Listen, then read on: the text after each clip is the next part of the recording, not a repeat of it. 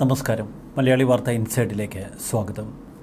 കോടികളുടെ വിറ്റുവരവുള്ള സ്ഥാപനമാണ് കിറ്റെക്സ്. കിറ്റെക്സ് മുതലാളി സാബു എം ജേക്കബിന് പലപ്പോഴും രാഷ്ട്രീയവും ബിസിനസ്സും ഒരുമിച്ച് കൊണ്ടുപോകുന്നതിൽ ഒരുപിടി പ്രശ്നങ്ങളുണ്ട്.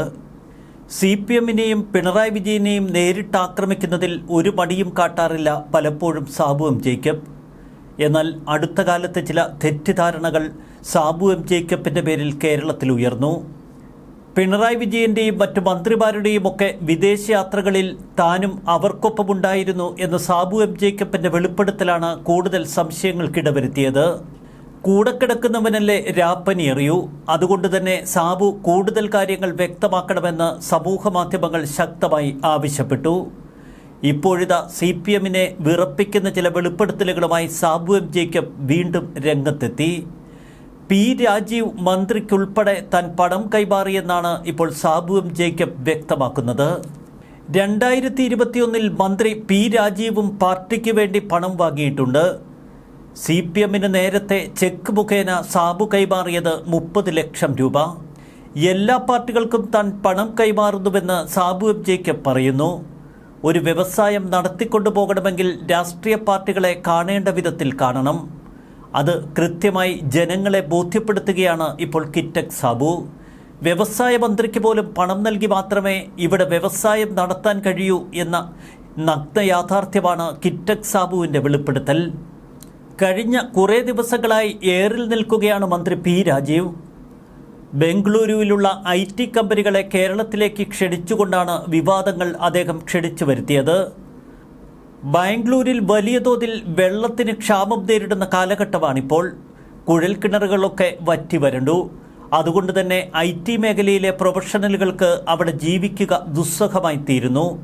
ഇതിനിടയിലാണ് P. രാജീവ് ഒരന്തം വിട്ട പ്രസ്താവനയുമായി കളത്തിലിറങ്ങിയത്. IT മേഖലയിലുള്ള കമ്പനികളും വിദഗ്ധരുമൊക്കെ കേരളത്തിലേക്ക് ഉടൻ വരണമെന്നാണ് P. രാജീവിൻ്റെ ആഹ്വാനം.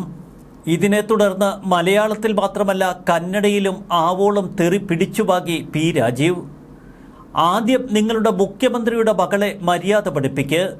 കേരളത്തിൽ കമ്പനി തുടങ്ങാതെ ബംഗളൂരുവിലെത്തി കമ്പനി തുടങ്ങിയ വീണ വിജയന് നേർക്കായിരുന്നു ഏറെ വിമർശനങ്ങൾ ഉയർന്നത്.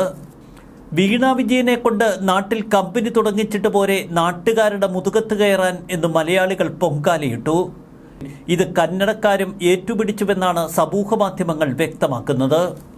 അഭ്യസ്തവിദ്യരായ യുവാക്കളൊന്നും കേരളത്തിൽ നിൽക്കുന്നില്ല. അവരൊക്കെ ഉപരിപഠനത്തിനും കുടിയേറ്റത്തിനുമായി വിദേശ രാജ്യങ്ങളിലേക്ക് കയറിപ്പോകുന്നു.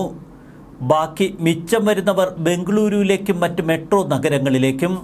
അതുകൊണ്ട് തന്നെ വ്യവസായികളെയും അഭ്യസ്തവിദ്യരായ യുവജനങ്ങളെയും ഒക്കെ കേരളത്തിൽ നിലനിർത്താനുള്ള പദ്ധതികളാണ് P. രാജീവിൻ്റെ നേതൃത്വത്തിൽ ഇവിടെ അവതരിപ്പിക്കേണ്ടത്. അതിനു പകരം ബംഗളൂരുവിലെ IT പ്രൊഫഷണലുകളെ നേരെ ഇങ്ങോട്ടേക്ക് ക്ഷണിച്ച P. രാജീവിന് പിന്നെ തെറി കേൾക്കാതിരിക്കാൻ കഴിയുമോ? കേരളത്തിൽ നിൽക്കക്കള്ളിയില്ലാതെ തെലുങ്കാനയിലേക്ക് വിമാനം കയറിയ വ്യക്തിയാണ് കിറ്റെക്സ് സാബു. തൻ്റെ വ്യവസായം തെലുങ്കാനയിലേക്ക് പറിച്ചു നടാൻ ഇറങ്ങിത്തിരിച്ച കിറ്റെക്സ് സാബു ഏറ്റവും ഒടുവിൽ വിവാദങ്ങൾ വിളിച്ചു വരുത്തിയത് ഇലക്ട്രൽ ബോണ്ടിൻ്റെ രൂപത്തിലാണ്. ഇലക്ട്രൽ ബോണ്ടിൽ മാത്രമല്ല CPM-നും ചെക്ക് മുഖേന 30 ലക്ഷം രൂപ കൈമാറി എന്ന വാർത്തകൾ പുറത്തു വന്നിരുന്നു. 2022-23 സാമ്പത്തിക വർഷം CPM-ന് കേരളത്തിൽ നിന്ന് ഏറ്റവും കൂടുതൽ സംഭാവന നൽകിയത് കിറ്റെക്സ് ഗ്രൂപ്പ് തന്നെ. സംഭാവന നൽകിയവരുടെ വിവരങ്ങൾ ഉൾപ്പെടുത്തി CPM തെരഞ്ഞെടുപ്പ് കമ്മീഷന് സമർപ്പിച്ച റിപ്പോർട്ടിലാണ് ഇക്കാര്യം പറയുന്നത്. സർക്കാരുമായി നിരന്തരം കൊമ്പുകൂർക്കുന്ന സാബു എം ജേക്കബിന് എന്തുപറ്റി എന്ന് സമൂഹ മാധ്യമങ്ങൾ ചോദിച്ചതും അതുകൊണ്ട് തന്നെ. എന്നാൽ സാമാന്യ മര്യാദയുടെ പേരിലാണ് താൻ CPM-ന് സംഭാവന നൽകിയത് എന്ന് കിറ്റെക്സ് MD പിന്നീട് വെളിപ്പെടുത്തി. അവരെ പേടിയുള്ളതുകൊണ്ടല്ല സംഭാവന നൽകിയത്, സാമാന്യ മര്യാദയുടെ പേരിലാണ്. സംഭാവന നൽകിയതിനു ശേഷവും ഞങ്ങൾക്ക് നേരെ വരുന്നുണ്ട് എങ്കിൽ അവരുടെ തത്വങ്ങളെയാണ് നിങ്ങൾ ചോദ്യം ചെയ്യേണ്ടത് എന്ന് സാബു എം ജേക്കബ് വിശദീകരിക്കുന്നു. തെലുങ്കാനയിലെ BRS പാർട്ടിക്ക് വേണ്ടി പിന്നീട് കിറ്റെക്സ് ഗ്രൂപ്പ് 9 കോടിയുടെയും 16 കോടിയുടെയും ഇലക്ട്രൽ ബോണ്ടുകൾ വാങ്ങിയിരുന്നു. BRS-ന് എന്തിനാണ് 25 കോടി നൽകിയത് എന്ന ചോദ്യം സമൂഹ മാധ്യമങ്ങളിൽ ചിലർ ഉയർത്തിവിട്ടു. ചാനലുകളും കേരളത്തിലെ മാധ്യമങ്ങളുമൊക്കെ ഇക്കാര്യങ്ങളിൽ വലിയ സംശയങ്ങളാണ് ഉയർത്തിയത്. ബുദ്ധിമുട്ടിൽ സഹായിച്ചവർക്കാണ് താൻ 25 കോടി രൂപ സമ്മാനമായി കൊടുത്തത് എന്ന് സാബു എം ജേക്കബ് ഇപ്പോൾ വിശദീകരിക്കുന്നു. കേരളത്തിൽ പുതിയ സംരംഭം തുടങ്ങുന്നതുമായി ബന്ധപ്പെട്ട് LDF സർക്കാരുമായി ഞാൻ കൊമ്പ് കോർത്തിരുന്നു. പിന്നീട് തെലങ്കാനയിൽ 3500 കോടിയുടെ സംരംഭം പ്രഖ്യാപിച്ചു. ഈ പദ്ധതിക്ക് നിലവൊരുങ്ങുന്ന ഘട്ടത്തിലും കഴിഞ്ഞ നിയമസഭാ തെരഞ്ഞെടുപ്പിന് മുന്നോടിയുമായാണ് ബോണ്ടുകൾ വാങ്ങിയതെന്നാണ് ഇപ്പോൾ സാബു എം ജേക്കബ് വിശദീകരിക്കുന്നത്. ഒരു വശത്ത് CPM പാർട്ടിയും മുഖ്യമന്ത്രിയുമായി നിരന്തരം പോർവിളികൾ, മറുവശത്ത് സാബു എം ജേക്കബ് എന്ന ഉദാരമനസ്കനായ ബിസിനസ്സുകാരൻ. അതുകൊണ്ട് തന്നെ കൂടെ നിൽക്കുന്നവരും കേരളത്തിലെ ജനങ്ങളുമൊക്കെ പലപ്പോഴും അദ്ദേഹത്തെ തെറ്റിദ്ധരിക്കാനിടയുണ്ട്. എന്നാൽ ഇത്തരം സന്ദർഭങ്ങളിൽ കൃത്യമായ വിശദീകരണത്തോടെ അദ്ദേഹം കളത്തിലിറങ്ങും.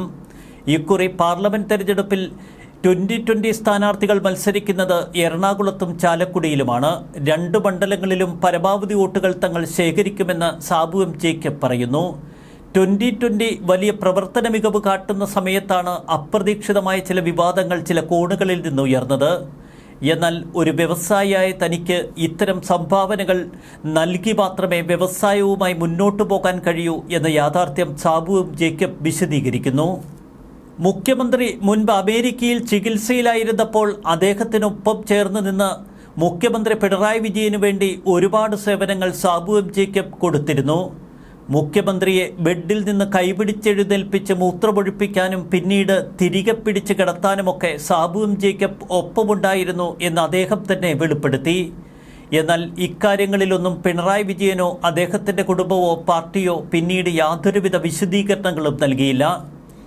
തന്നെ അറസ്റ്റ് ചെയ്താൽ പിണറായി വിജയൻ്റെ മകൾ വീണ വിജയനെ ഒരാഴ്ചയ്ക്കുള്ളിൽ ജയിലിലടയ്ക്കും എന്ന പ്രഖ്യാപനം നടത്തിയ സാബു എം ജേക്കബിന് നേർക്ക് ഒരു ചെറിയ ആരോപണങ്ങൾ പോലും ഉയർത്താൻ CPMന് കഴിഞ്ഞില്ല. സാബു എം ജേക്കബിൻ്റെ ആരോപണങ്ങളെ നിഷേധിക്കാൻ പോലും പാർട്ടിക്ക് കഴിഞ്ഞില്ല എന്ന് നമ്മൾ ഓർക്കണം. അതുകൊണ്ട് തന്നെ സാബു എം ജേക്കബ് തൊടുക്കുന്നത് പലതും മർമ്മത്തിൽ തന്നെയാണ് പതിക്കുന്നത് എന്ന് വ്യക്തം. 2020 എന്ന രാഷ്ട്രീയ പാർട്ടിയിലൂടെ ഒരു തിരുത്തൽ തന്നെ നടത്താൻ കിറ്റക് സാബുവിന് പലപ്പോഴും കഴിഞ്ഞു. ഒരു തലത്തിൽ പരിശോധിക്കുമ്പോൾ രാഷ്ട്രീയ വിജയം തന്നെയാണ് ഇതുവരെ സാബു എം ജേക്കബിന് അവകാശപ്പെടാൻ കഴിയുന്നത്. എന്നാൽ ഒരു വ്യവസായിയായ സാബു എം ജേക്കബിന് ചിലപ്പോഴൊക്കെ വാക്കുകൾ പിഴയ്ക്കും. അത് സ്വാഭാവികമായി കടുത്ത ഒരു രാഷ്ട്രീയക്കാരനല്ല അദ്ദേഹം എന്നതുകൊണ്ട് തന്നെ. 2020 എന്ന രാഷ്ട്രീയ പാർട്ടി ഒരു തിരുത്തൽ ശക്തി തന്നെയാണ്, അക്കാര്യങ്ങളിൽ സംശയമില്ല.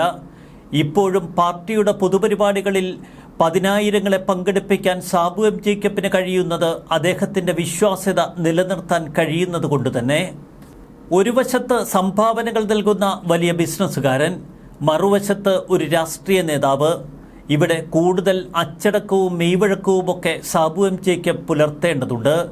കാരണം അദ്ദേഹത്തിൻ്റെ പിതാവ് തുടങ്ങി പിന്നീട് മക്കളിലൂടെ വളർന്നു പന്തലിച്ച ആ വ്യവസായ സാമ്രാജ്യം നിലംപൊത്താൻ ഇടവരരുത്. രാഷ്ട്രീയ എതിരാളികളെ നേർക്കുനേർ വെല്ലുവിളിക്കാനും പോരാടാനുമൊക്കെ സാബു എം ജേക്കബിന് പ്രത്യേക ബിരുദം കഴിവുമുണ്ട്. തൻ്റെ ഇടം തന്നെയാണ് അദ്ദേഹത്തെ വേറിട്ട് നിർത്തുന്നത്. ഇപ്പോഴും പറയുന്ന കാര്യങ്ങളിൽ അദ്ദേഹം ഉറച്ചു നിൽക്കുന്ന കാഴ്ച നമ്മെ വിസ്മയിപ്പിക്കുന്നു. ഒപ്പം CPMനെതിരെയും മുഖ്യമന്ത്രിക്കെതിരെയും തുടരെ ആരോപണങ്ങൾ മാത്രമല്ല തെളിവുകൾ നിരത്താനും അദ്ദേഹത്തിന് കഴിയുന്നുണ്ട്. P. രാജീവിനെതിരെയുള്ള ഈ ആരോപണത്തിന് ഇനി മന്ത്രി രാജീവ് എന്തു മറുപടി പറയും? ശത്രുവിൻ്റെ കയ്യിൽ നിന്ന് പോലും പണം ഭയപ്പെടുത്തി വാങ്ങാൻ കഴിവുള്ള ഈ CPM എങ്ങനെ ഇവിടെ വ്യവസായം പരിപോഷിപ്പിക്കും? ബംഗളൂരുവിൽ നിന്നും മറ്റിടങ്ങളിൽ നിന്നുമൊക്കെ വ്യവസായികളെ ഇങ്ങോട്ടേക്ക് ക്ഷണിച്ചു കൊണ്ടുവന്ന് അവരുടെ കയ്യിൽ നിന്ന് പിരിവെടുക്കൽ മാത്രമാണോ ഈ പാർട്ടിയുടെ ലക്ഷ്യം?